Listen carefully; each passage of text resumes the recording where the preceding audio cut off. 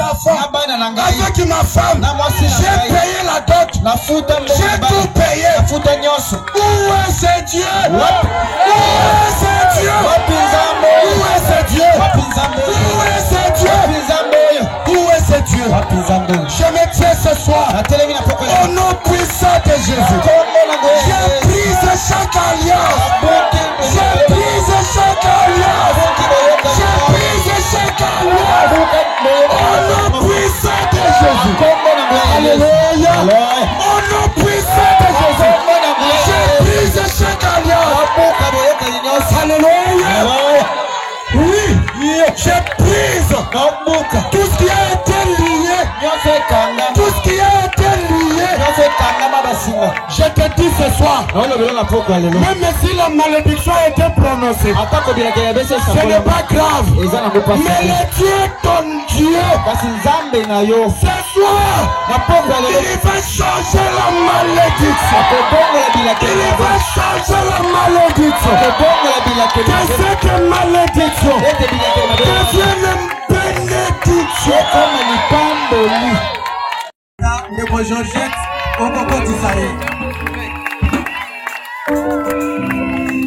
Nasana Nzambe, oyaleki Nzambe nyonso, Kongo naye, Elohime, Azana Nguya, Yakosala mpona loka, Kongo naye, Nasana Nzambe, oyaleki Nzambe nyonso, Kongo naye, Elohime, Azana Nguya, Yakosala mpona loka.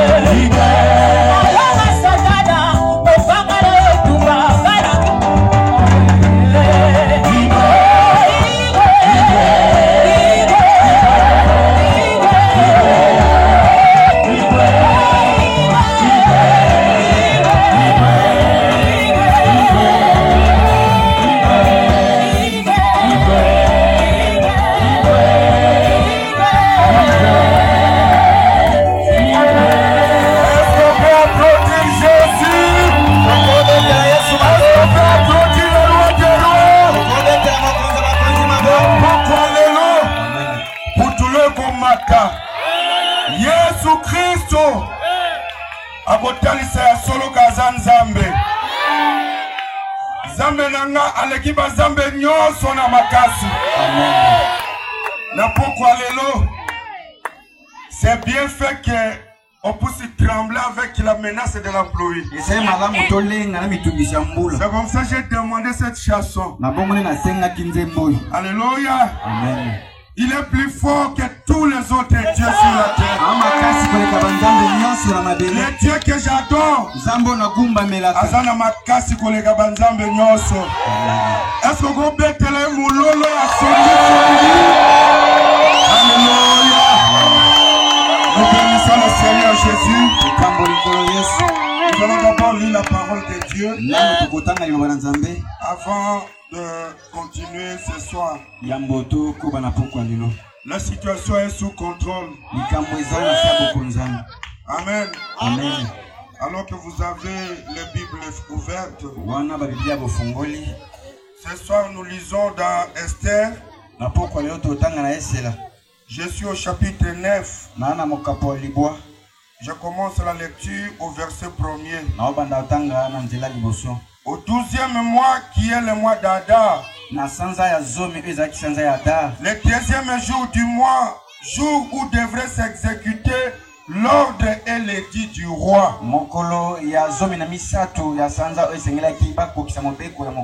Et où les ennemis des Juifs avaient espéré dominer sur eux. Ce fut le contraire qui arriva. Et les Juifs dominèrent sur leurs ennemis. Les Juifs se rassemblèrent dans leur ville, dans toutes les provinces du roi Azarius, pour mettre la main sur ceux qui cherchaient leur perte. Et personne ne put les résister.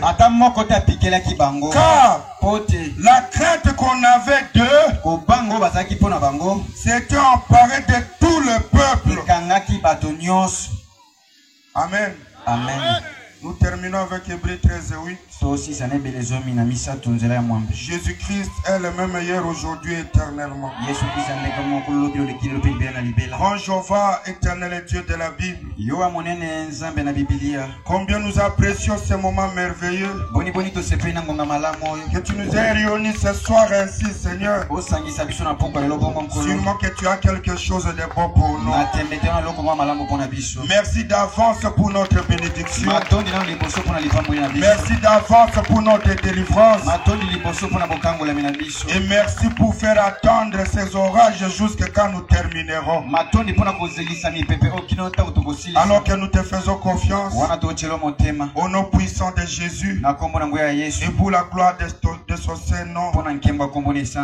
Amen. Amen. On peut reprendre nos places. Est-ce que nous sommes dans la joie ce soir? Dieu est merveilleux. J'apprécie personnellement les musiciens qui ont presté ce soir. Et que Dieu vous bénisse abondamment. Maman Clarisse avec son équipe. Oh, j'ai eu peu de chance à assister quand vous chantez, mais je vous suis par YouTube pendant que je suis à la maison. Et pour cela, je félicite les amis du média qui ne ménagent aucun effort pour mettre en direct ces événements. Maman Clarisse, nous apprécions beaucoup votre présence dans nos assemblées. Est-ce qu'on peut applaudir pour Maman Clarisse? Amen, Dieu est merveilleux. Amen. Bon, la sœur Georgette, est-ce que c'est la fille maison? On peut encore la féliciter, je ne sais pas.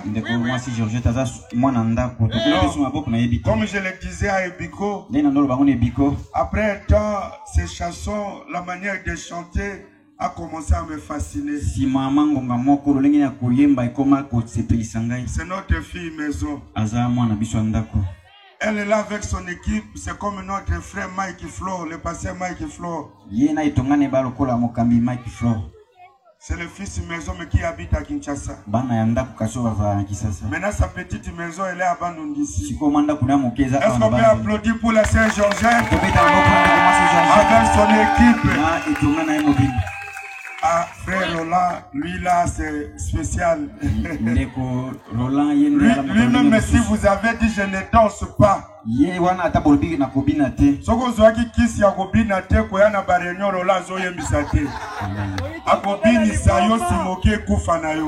Amen. Amen. Amen. C'est un phénomène dans le Seigneur. Est-ce qu'on peut applaudir pour frère Roland? Que Dieu vous bénisse beaucoup. Sans oublier mon office de musique. Oh, vous là je me félicite moi-même. Et c'est là à l'okotamaki na noko na Mardoché. Avec qui malheureusement na oyo na mawana yango ils se sont retrouvés en captivité à Babylone. Ba eko mimona na bowumbu na Babylone. Voilà les oncles que nous avons besoin. Tala ba noko oto na posa na bango. Pas les oncles qui font des calculs de mes vestes en attendant que je meure pour qu'ils viennent ravir Ariel. Non,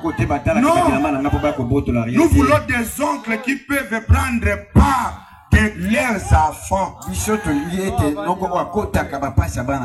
Comme l'oncle Mardoché. Donc que Dieu vous donne les oncles Mardoché. Pas les oncles qui attendent les parcelles de votre parent. Ils sont tellement courageux qu'après ils disent non, il faut na balayo. Ah,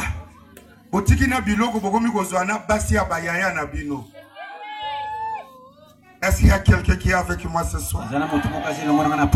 Cette petite fille était ramassée par Mardoché. Et pendant qu'il l'encadrait, ils se sont retrouvés malheureusement en captivité. Avant qu'Esther ne vienne reine, il y avait d'abord la reine Vasti qui existait. La reine du roi Azarius. Et pourquoi Esther s'est retrouvée dans cette condition? Un jour, le roi avait organisé une fête. Pendant qu'il avait organisé cette fête, sous cette joie, cette réjouissance-là,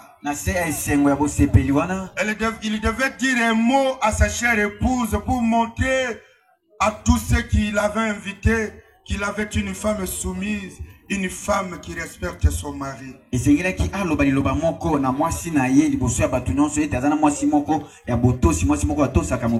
Ma soeur, si tu es marié, c'est une faveur de Dieu. Tu dois respecter ton mari. Peu importe sa couleur, peu importe sa forme, peu importe ses moyens financiers. S'il t'a honoré qu'il t'a marié, faites attention. Faites attention. C'est ton mari. Dieu n'a pas commis l'erreur de vous unir à deux.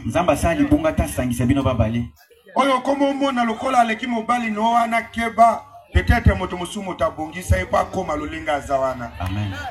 Mais yo ko sala musala peut-être mobali na yo akoma pe mutu. En état son aide, son semblable. Et non pas être une étarde dans sa vie où chaque fois n'embête azole là. Ah! Nabala ki ponanini. Ole nazala célibataire na yoko dimama biloko bibala bala. Donc quand il pleure là, son créateur écoute et tu ne verras pas du bien dans ta vie. Soyez soumis à l'égard de vos femmes. C'est aussi ça à qui a-t-il raconté? Un enseignement et aussi une prédication. Alors, cette femme, à son statut qu'elle était, elle a désobéi au roi Azarius. Et le roi l'a rejeté. Les gens sont venus dire au roi, roi, comment peux-tu laisser cette dame te manquer du respect devant tout ce peuple qui ont regardé? Comme elle est une femme, une reine, si vous ne prenez pas de dispositions, toutes les femmes du royaume me diront, moi ça passer à Salagaboye, bon on a Salani. Amen. Si vous voulez dans l'église, moi ça passer à Zaneti, chandelier moi bâti l'icolo ya montagne. Attends, mon tunakinduma naye, il vient et justifie, moi c'est un pasteur. Il vient et dit, moi c'est un pasteur. Non. De la même manière, tu cherches le salut que la femme du pasteur aussi cherche le salut. Je peux attendre un amen. Cette dame a été dépossédée de son royaume à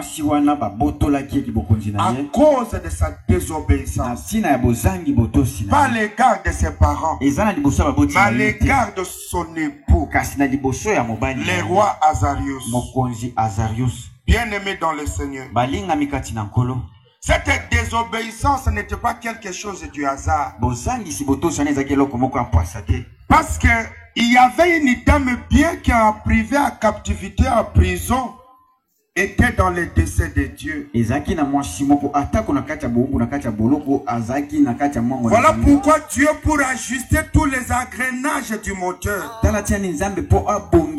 il va amener même la désobéissance dans les royaumes. En fait que tu occupes véritablement votre place. Et je voudrais te parler ce soir. Il y a quelqu'un qui occupe illégalement votre place. Ce soir, il y a une place qui est à vous. Mais pour des manières qu'on ne connaît pas justifiées, il y a quelqu'un qui occupe cette place de manière illégale. Et ce soir, Dieu va déclencher un élément qui va amener la reine Vasti à désobéir à son mari. Afin que toi, l'Esther de ce soir, tu occupes véritablement votre place. Et cela peu importe qui l'occupe, de quel nom il est appelé, peu importe ce qui vous est arrivé, tu as été prédestiné, préordonné dans la pensée de Dieu pour occuper cette place-là. Tu peux te dire, j'ai commis l'adultère, c'est pourquoi je suis devenu ce que je suis devenu. J'ai volé, c'est voilà pourquoi on m'a chassé. Je me suis prostitué, voilà pourquoi je suis malade. Je vous dis ce soir que Dieu qui t'a créé, il va réorganiser les choses. S'il faut qu'il tourne 6, que ça devienne 9, il va le faire pour que tu occupes ta place. Parce que c'est lui qui l'occupe, il occupe illégalement. Et toutes les choses illégales ne prospèrent pas. Toutes les choses illégales, vous n'avez pas seulement l'État congolais, mais même Dieu lui-même se met derrière pour vous ramener dans vos droits légaux.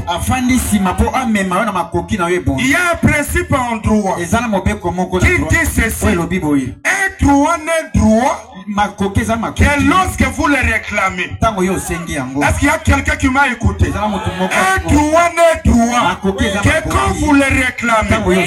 Si on vient vous agresser à la maison et que vous avez le droit d'accuser pour violation de domicile, toi tu dis non, moi je suis pasteur, je n'accuse pas. Personne ne viendra faire du mal à cet homme comme tu n'es pas allé l'accuser. Est-ce qu'il y a quelqu'un qui m'écoute? Mais à ce principe-là, il y a une exception. Parce que lorsqu'il s'agit d'une infraction, même si tu n'accuses pas, le ministère public a le pouvoir de poursuivre l'action, même sa citation directe. Alléluia. Le ministère public qui a le Saint-Esprit, il a le droit de te revendiquer, même si toi tu ne revendiques pas. Voilà pourquoi ce soir nous allons renverser la situation. Même si tu ne te lèves pas pour réclamer ta parcelle, Jésus se lèvera pour réclamer votre parcelle. Et cela peu importe celui qui vous l'a arraché.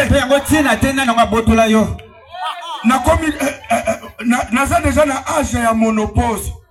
Gloire à Dieu. Nakosala lisusu nini na mwana. Gloire à Dieu. On sent l'aimer tellement que tu n'es plus même plus sur cette condition. Mais ce soir, le Saint-Esprit va revendiquer à votre place. Il va aller revendiquer la maternité. Parce que la parole de Dieu dit que dans mon pays, il n'y aura ni femme stérile stérile, ni celle qui avorte. Dans la Bible, il n'y a aucune femme qui a été stérile et qui est morte sans enfant. Demandez à Pénina, il vous dira quand il s'est moqué de Anne, ce qui est arrivé. Ce soir, nous allons renverser la situation. Peu importe celui qui occupe ta situation. Prenez avec moi Esther 7:9. Et Arbona, l'un des ennemis qui dit à présence du roi. Voici le bois préparé par Amon pour Mardoché, qui a parlé pour le bien du roi, et dressé dans la maison d'Amon à une hauteur de 50 coudées. Le roi dit qu'on y pende Amon, et le pendit Amon au bois qu'il avait préparé pour Mardoché. Et la colère du roi s'apaisa. La colère du roi va s'apaiser. Quelqu'un Amon, qui est Amon? C'est l'ennemi de votre famille. C'est l'ennemi de ta famille. C'est l'ennemi de ton foyer. C'est l'ennemi de ton quartier. Qui a préparé le coup pour toi. Ce soir, le piège qu'il t'a tendu, lui-même s'y retrouvera. Lui-même s'y retrouvera. Ce soir, nous allons renverser la situation. Et vous allez remarquer que Mardoché à Babylone, il était détesté par Amon. Il n'était pas aimé d'Amon. Il était détesté, haï. Et pourtant, c'est un esclave. Déjà ta condition, dans cet état où vous êtes, elle est telle qu'elle se trouve. Mais plus de cela, ils osent mentir encore tes enfants, mentir encore tes champs, mentir encore tes affaires. Quelle méchanceté, quelle méchanceté. Mais je voudrais te dire ce soir que votre place n'est pas dans la poussière. Non, votre place, la Bible dit que je dresserai votre table avec les rois de ce monde. Avec les rois de ce monde. Amon avait pris l'option de condamner Mardoché. Et quand il avait pris cette option, il a formaté une histoire pour condamner Mardoché. Mais vous remarquez, cette loi qu'il avait fait signer au roi pour la condamnation du peuple juif, c'était déjà signé par le roi Azarius. Et selon la loi de Mèdes et Perses, les lois de Babylone, quand elles sont imposées par les sceaux du roi Azarius, elles sont irrévocables. Yango ndoki akopesa yo mbasu me pas longola mbasu akokaka isute. Amen. Akosala yo malédiction moko me azana makoki akolongola ngote. Amen. La loi était prise pour la destruction du peuple d'Israël. Mais au moment où la loi était prise, on devait condamner ce peuple. Maintenant la reine Esther s'avance. Vous connaissez l'histoire. Le roi dit, qui est celui qui a organisé cela? On dit c'est Amon, l'ennemi des Juifs. Écoutez maintenant. Le roi ne révoque pas la loi qui a été prise par Amon. Mais au travers de la même loi, il donne le pouvoir, il donne l'autorité au peuple des Juifs de dominer sur ses ennemis. Dieu n'enlèvera pas les maladies. Dieu n'enlèvera pas les problèmes. Les problèmes sont là. Mais il a dit dans sa parole, je vous donne le pouvoir. Je vous donne l'autorité d'avoir le dessus sur toutes les maladies. La maladie, elle est là. Les problèmes sont là. Mais ce soir, je vous donne le pouvoir. Il vous donne l'autorité dominer sur la maladie, de dominer sur tout ce que vous voulez. Les problèmes existeront, mais le roi des rois, il a levé son étendard. Voilà pourquoi il a dit, même si la pluie vient comme un fleuve, moi j'ai levé mon étendard. Il va élever son étendard pour montrer qu'il est le Dieu vivant. Dieu ne va pas laisser la maladie, il sera là. Le pouvoir de dominer sur la maladie. Voilà pourquoi la Bible dit, mes enfants, résistez au diable et il fuira loin de vous. Ce soir, nous allons résister au diable de toute notre force, de toute notre foi, afin de prendre notre position dans le plan de Dieu. Tu n'es pas comme tu es, tu n'es pas comme tu es. C'est le monde qui t'a déformé. C'est le monde qui t'a déformé. Mais ce soir, si tu crois de ton cœur, tu vas voir ce qui va t'arriver. Tu vas récupérer ta place. Nous allons renverser la situation. Voilà pourquoi nous avons lu dans Esther 9. Les jours où le décret devait s'exécuter, ils ne savaient pas que déjà les rois avaient donné le pouvoir aux Juifs. Quand ils se sont avancés avec leur bruit, mais ils vont raconter l'arc-en-ciel. Le Seigneur Jésus-Christ a bien de prendre possession de la mission de mettre à côté toutes les tentations du diable. Et ce soir, nous allons renverser la situation. Si la pluie est une situation, nous allons renverser la situation. Si ta maladie est une situation, nous allons renverser la situation. Ce soir, c'est une fête au ciel. Et pour preuve, regardez ce qui va arriver. Prenons avec moi ce message de frère Branham. Je suis dans son message. La postérité possédera la porte de son ennemi. Avant de continuer, je prends le paragraphe 29. Vous voyez qu'hier, frère Branham nous a fait du bien, non? Par une déclaration qu'il a faite à s'appuyer de la parole de Dieu. Et ce soir, c'est basé sur toujours cette même foi d'Esther. Écoutez ce qu'il dit. De quoi avons-nous peur? Possédons les portes. Nous avons la promesse de Dieu. Nous avons sa parole. Nous avons son Saint-Esprit. Et les anges de Dieu œuvrent tout autour de nous. Frère Branham me dit, tout est en ordre. Tout est en ordre. Ce soir, tout est en ordre. Voilà pourquoi je regarde dans la pluie. Oh, la mère pluie. Oh, maman, la pluie. Tu es une bénédiction pour nous. Mais ce soir, je ne t'autorise pas à protéger les enfants de Dieu. Parce que ce soir, nous allons renverser la situation. Nous allons renverser la situation. La pluie, c'est une bénédiction. Mais ce soir, je te parle. Je te parle. Laisse-nous tranquilles. Quelques instants. De quoi avons-nous peur? Tout est en ordre.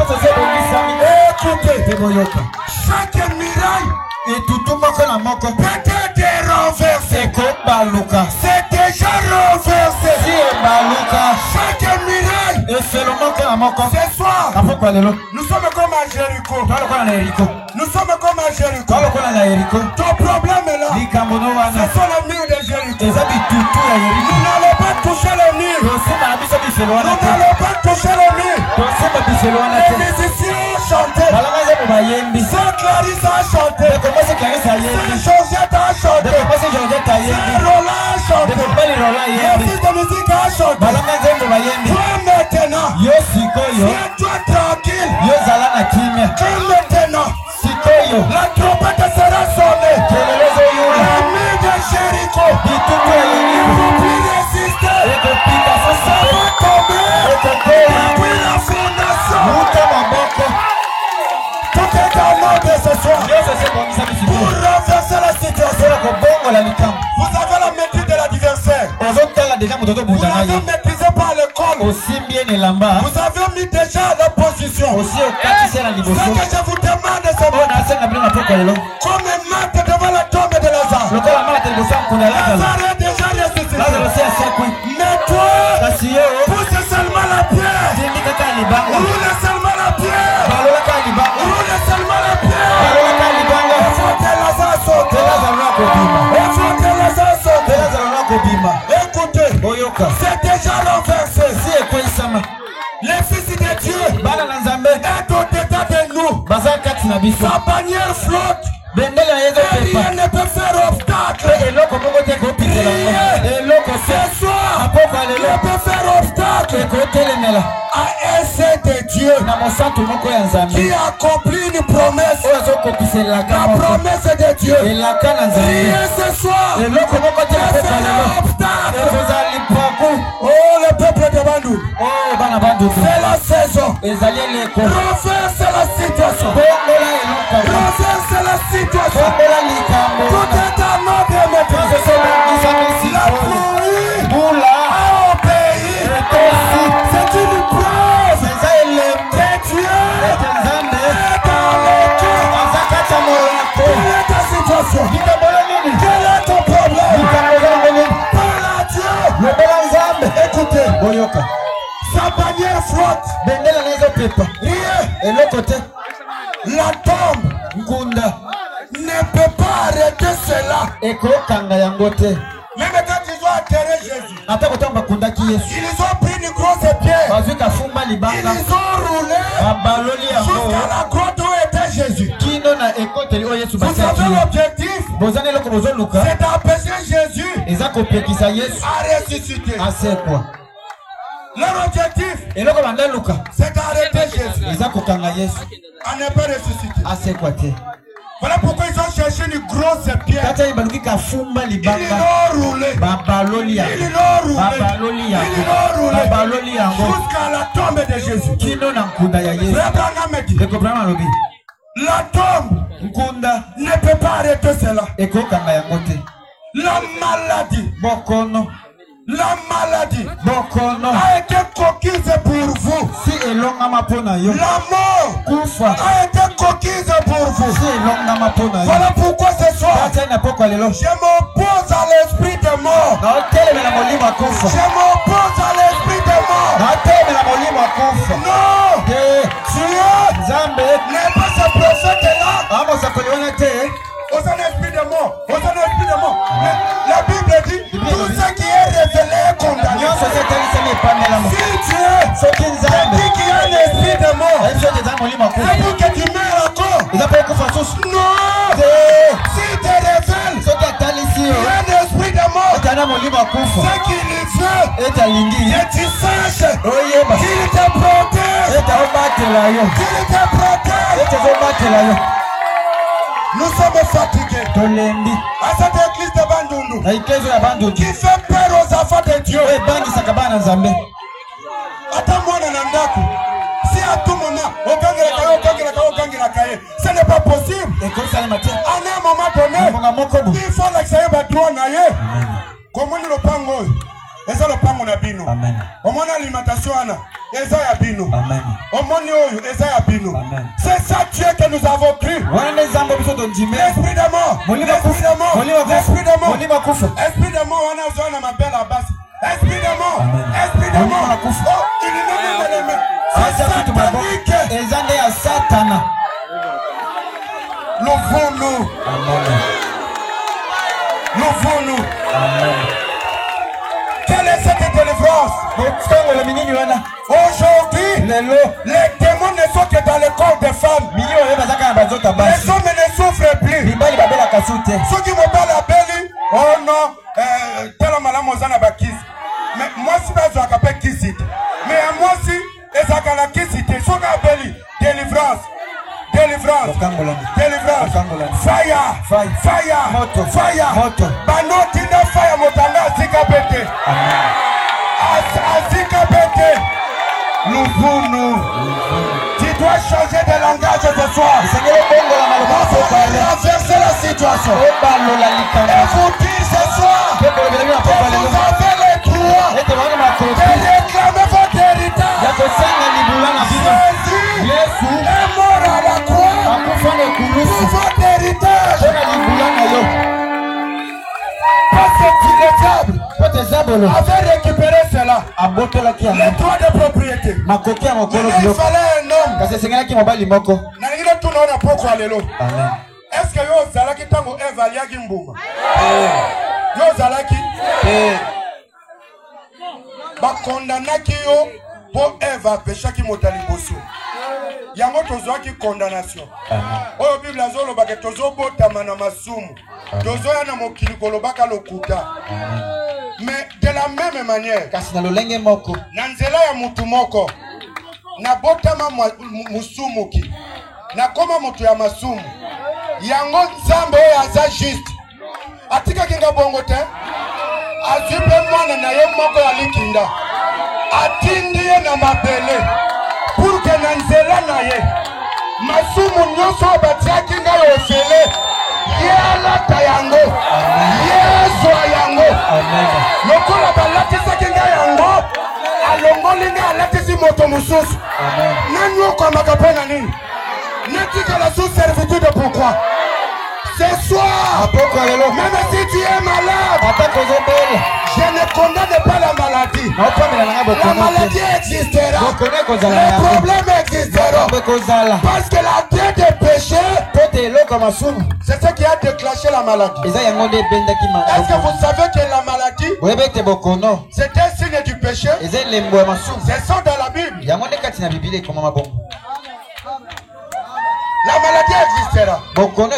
Mais Dieu, qui justifie aussi, m'a donné le pouvoir, m'a donné l'autorité de résister au diable avec son équipe de destruction. Et ce soir, il sera chassé loin. Frère Branham me dit, sa bannière flotte. Et rien ne peut arrêter. La mort a été conquise pour vous. Écoutez, vous les crédules, ne voulez-vous pas les recevoir? Les habitudes ont été conquises pour vous. Tout a été conquise pour vous. Ne voulez-vous pas ce soir les recevoir? C'est ça la situation. Ce soir, dites à votre voisin, je vais renverser ma situation. Je vais renverser ma situation. C'est le Dieu qui a dit dans la Bible, Jérémie, si j'ouvre une porte, personne ne la fermera. Si votre porte a été ouverte par Dieu, aucun sorcier, aucun magicien ne peut fermer ta porte. Ne peut fermer ta porte. Écoutez, chaque fois, quand vous êtes béni, et ça c'est une habitude qu'on a trouvée ici dans cette ville. Au moins mutazana mbongo, mazotambola na velo azobanga, soka asombi moto, sangwe kokende na mboka bakobomanga. Batebele na beglise o bazana makokia kosoma mituka. Mais bazoko kosoma mituka te. Posoki bayoki na bakata, bayoki na tolo, na mazasai, na vivre les sous-soutés. C'est que tu ne connais pas l'origine de ta bénédiction. Si c'est Dieu qui t'a béni, je t'autorise d'acheter. Rien ne te sera du mal. Ce qui va causer Baoutimboka, Bayoko, Teka Biloko, Babani Nandako Mikoloana, Banaka Thompson, Namatembe, Banatongo Tipokwa. Ce qui n'a somi Ngulu, n'a somi Ngombe, Bakolo Bakeria Yakuna, Mediaka Banyama, Bakobo Mangai. Et Banabazonyo Kwama, Matembe Namakila Nzoto. Après, les témoins sang, les démons. Tu es maudit. Et je te donne la clé ce soir. La bénédiction de l'Éternel. Récite aucun chagrin. Récite aucun chagrin. Même si les cousins sont venus du village et habitent avec toi, sois heureux. Sois heureux. Sois content. Parce que tu es celui qui a dit que j'ai le pouvoir sur la terre et sur les cieux, que toute autorité est sous sa domination. Il s'appelle le Seigneur Jésus. Prenez avec moi Deutéronome. Ce soir, nous allons renverser la situation. Deutéronome 23.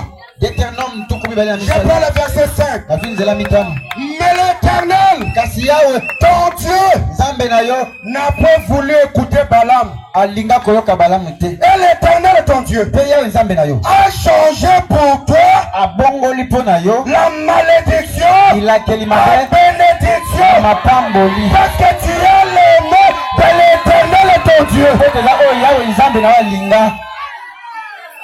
Dieu n'a pas écouté tes oncles. Ils n'ont pas écouté ton pasteur ou ton prophète qui ne prophétise que du mal d'avoir tes familles.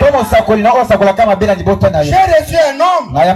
Il dit, pasteur, j'ai divorcé avec ma femme. Il ne prie pas avec nous, il nous suit dans les réseaux sociaux. Il dit, je crois que tu peux faire quelque chose.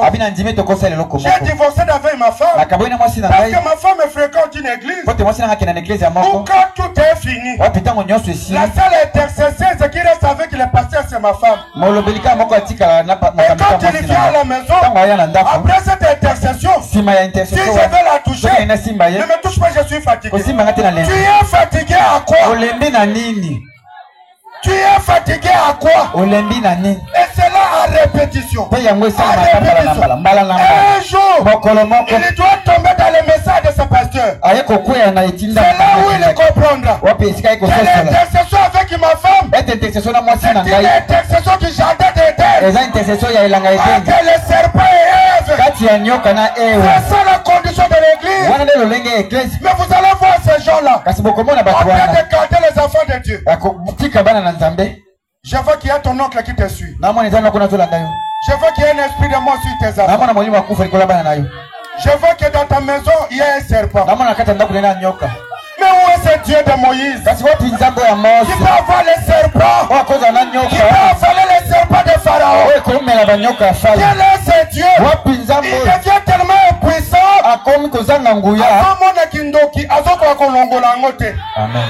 Mon esprit de mort.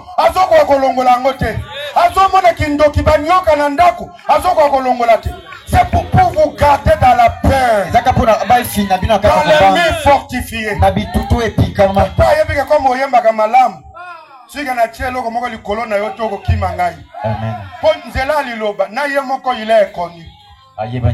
Il est connu de la parole.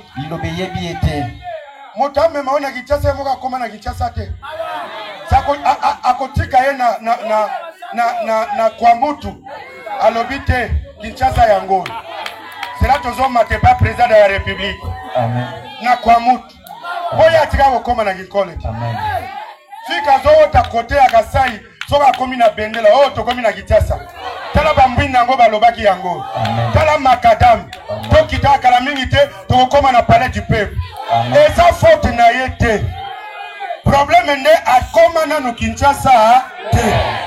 Personne ne t'amènera à Christ si lui-même n'est pas encore arrivé à ce Christ-là. Voilà tout le problème.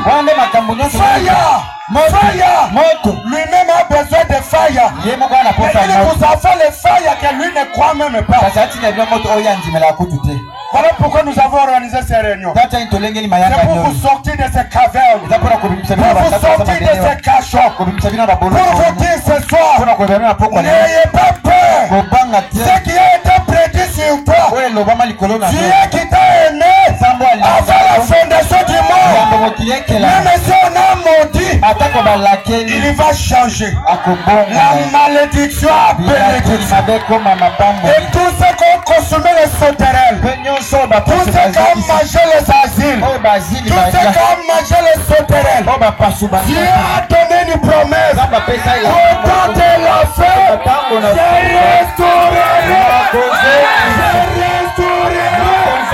Je vais restaurer ta maternité. Je vais restaurer ton mariage. Je vais restaurer tes enfants. Oui, c'est l'état de la restauration. Quelle est ta situation? Quel est ton problème? Ne sois pas en train de contempler le malheur. Tu es tellement ancré dans le malheur que tu les trouves bons. Non, il y a pas en dehors du malheur. Il y a pas en dehors de là où tu es. Il suffit tout simplement que tu aies du courage. Tu n'as bien touché au mur de Jéricho. La trompette est en train d'être sonnée. Je t'invite tout simplement d'ouvrir ton cœur. Tu vas voir que le mois de septembre, Dieu merci parce que nous sommes au 1er septembre. Maintenant je vais prophétiser. Comme nous sommes au mois de septembre, si le Dieu reste le même Dieu, et lui qui a dit dans sa parole que tout ce que vous demanderez au Père à mon nom, je l'accomplirai. Si tu l'ouvres ton cœur ce soir, rien ne sera bloqué dans ta vie. Avant la fin de ce mois, tu seras visité par un homme. Même si tu es le célibataire de la famille, même si tu es le célibataire de la famille, et les célibataires, ce ne sont pas seulement les femmes. Il y a des hommes qui sont dans des liens qui ne peuvent pas se marier parce que leur argent, ils exploitent dans les villages, ils exploitent dans la magie. Voilà pourquoi je lève ma main sur toi et je débloque cette situation. Au nom puissant de Jésus, quel est le témoignage que Dieu accompagne votre croyance ce soir. Que s'il y a un désir, ce soir, au nom puissant de Jésus, lui qui a dit qu'il est l'éternel, Dieu tout-puissant, il délivre son peuple. Que la délivrance soit dans ton foyer. Que ton foyer soit visité. Que ton foyer soit visité. Que chaque malédiction qui a été prononcée sur toi ce soir, parce que tu es le bien-aimé de Dieu, cette malédiction est en train de changer à bénédiction. Au nom puissant de Jésus. Au nom puissant de Jésus. Ce n'est pas moi qui ai dit, c'est sa parole. Et Dieu est faible devant une situation. Dieu, il est le puissant héros. Il est fort. Il est tout en tout. Mais quand il faut accomplir sa parole, là, il devient faible. C'est comme le mari. Il peut être fort à l'extérieur, mais quand il est nu devant sa femme, il devient à sa merci. Je ne vous scandalise pas, mais je réveille votre héros. Je réveille votre héros qui est à l'intérieur de vous, pour que tu comprennes maintenant et que tu cries comme Samson. Encore une fois, Seigneur. Encore une fois, Seigneur. Encore une fois, Seigneur. Encore une fois, Seigneur. Qu'il soit aussi. Au nom de Jésus. Au nom de Jésus. Je voudrais te dire que si ça ne marche pas, c'est parce que tu ne connaissais pas ta position. Les troubles que tu vas observer ce mois ne t'impliquent pas. Ne t'implique pas. Je te révèle de la même manière. Dieu lui-même qui a établi les rois Azarius Et maman vasti comme reine. Oh, Tchaki, Mokonzazarus, peut maman. Mais quand il a vu Esther à Babylone, na Babylone, et qu'il regarde son livre de souvenirs, Dieu s'en souvient. Malheureusement, bien que j'ai mis Vasti là-bas, mais il y a un verset qui est arrivé à Bandou. Maintenant, je vais faire quoi? Alléluia. Bien que cette personne à cette place, mais ta présence va changer la vie de Dieu. Va changer la vie de Dieu. Et Dieu sera obligé de changer son avis. Alléluia. Ne regarde pas son nom. Ne regarde pas sa position. Yozana nini pour impressionner moi c'est à Mokonzi. Ozana nini? Ozana nani? Mais ce soir, il m'a dit, dites à ma fille que le mariage dont elle t'a cherché, qu'elle ouvre son cœur. L'homme là quittera Kinshasa. Il quittera où il viendra pour te chercher. Et les gens parleront, les gens interpréteront, peu importe les interprétations. Moi je dois récupérer ma place. Baoyo bazobala wana ba sacrifier nani? Ebonge komi na tuna ngana komi mwasi andumba. Baoyo bazwa mongo wana ba sacrifier nani? Bino moko bo mona ndeza bazo tombolanga. Amen. Na bandaki na des savons, un sachet, un carton. Lelo na komi na boutique, boya ko décourager na simbikisi. Peu importe. D'ailleurs, nana lekiza menakisi. Kisi ya kolega bakisi nyosi Yesu Masihi. La Bible dit, du riche qu'il était, il est devenu pauvre. Arrêtez-nous là. Jésus est venu pauvre. Mais un pauvre avec 12 disciples. Un pauvre avec un comptable Judas en train de compter quoi? Jésus est devenu pauvre. Jésus est devenu pauvre. Bana bazo bana classe lobby. Ok, kundo l'uniforme ya né 2001. Ok, Jésus est pauvre. Jésus va vous protéger. Aux USA que oyo kenaganango bilanga. Ya né 2001. Pauvre. Mais avec 12 personnes, na comptable, à Kontagani. Je voudrais te dire que c'était un mystère. C'est pour que quand tu seras riche, tu puisses être au-delà de ce qu'était Jésus. Tu puisses avoir en abondance. Alors réclame cela. Réclame de tout ton cœur. Réclame cela. Tu veux que Dieu te fasse quoi? Tu veux que Dieu te fasse quoi? Pour terminer ces assises, je lève ma main sur quelqu'un et je proclame ta destinée. C'est comme David dans la Bible. C'est la parole de Goliath. Dans ton quartier, dans ton travail, révèle la véritable nature sur toi. Puis c'est révélé. Cosa moi si on dumbate, mais ça tinelo mobali. Cosa combattre. Yoka. Non, je suis en train de prophétiser ce soir. Je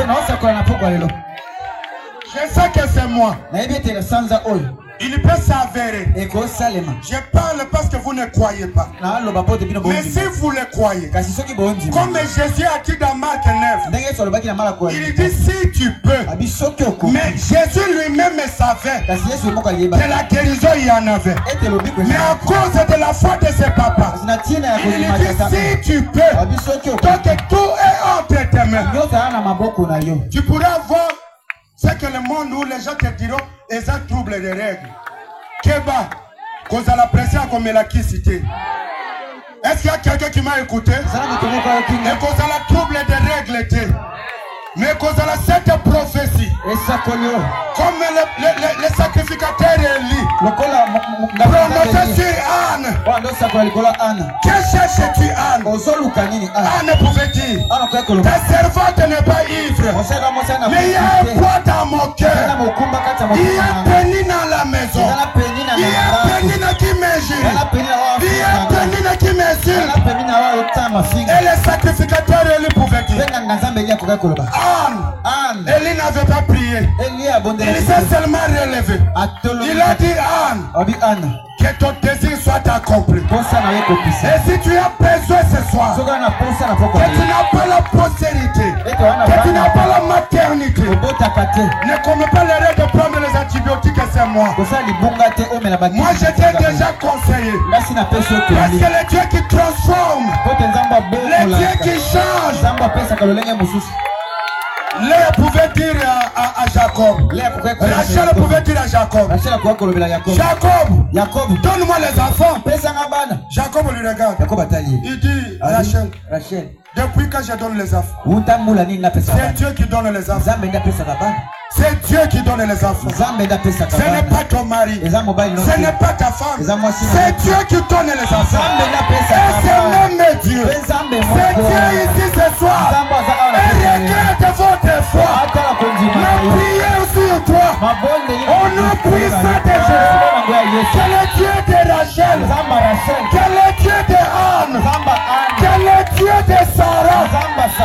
Même si le monde appelle déjà mon opposé. Ça c'est le monde. Mais dans le plan de Dieu, il te voit une jeune fille comme Sarah. Il te voit une jeune fille à l'âge de procréer.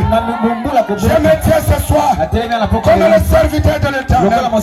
Je ne sais pas qui est tourmenté par quoi, mais il y a quelque chose qui me pousse à te dire ceci, que ta servitude ce soir est terminée et finie au nom puissant de Jésus. Au nom puissant de Jésus. Je sais que dans la Bible, Dieu avait dit à David de dire quelque chose. Il dit, toi seul qu'on appelle stérile. Pourquoi je parle beaucoup de femmes stériles? Pourquoi j'insiste là beaucoup? Il dit, dans cette maison sortira le cri des enfants et la réjouissance des petits. La prière ce matin, que dans ta maison, qui est le cri des enfants, qui est le cri des enfants, au nom puissant de Jésus. La malédiction doit être changée à bénédiction. Barak est allé acheter la malédiction auprès de Balaam. Azina mbongo, azipe moto, aketi na semendwa. Amen. Na mbongo, azipe vol, ake Kinshasa, ake Timbujimai, ake Kananga, ake Nakasai. Il arrive à Kinshasa. Il prend même les véhicules tire au bas Congo. Maudis-moi cette femme. Maudis-moi ses enfants. C'est ce qu'avait fait Barak. Il prend l'argent. Il vient devant le prophète Balaam. Il dit Balaam, voici le présent. Maudis-moi cette famille. Bamona bolamute. Banana bangata basilisi classe. Basalaka na milangwa. Bamona bolamute. Bamona bolamute. Soit veste yango. Sake ya mungu yango. Makasu yango. Azipe moto. Asuki na mboka te. Aketi na mboka na kati. Tala basuki na bango. Bilamba na zwaki ya bango yango. Ata bakobala mwana te. Bazongisaka bango na ndako. Bazongisaka bango na ndako. Azwi mbongo apesi. Azwi pe basu vêtement na ye pungaka na basinga. Amene apesi. Yango. Numéro matricule azwi wana. une année, 2 mois, 3 mois, 4 mois. Hôtel peut Kalembi avant Ninanda. Contrôle ya lobi na kokende te po na zwaka pe mbongo te. Balongoli pe na numéro. Ah! Balak! Après toutes ces souffrances.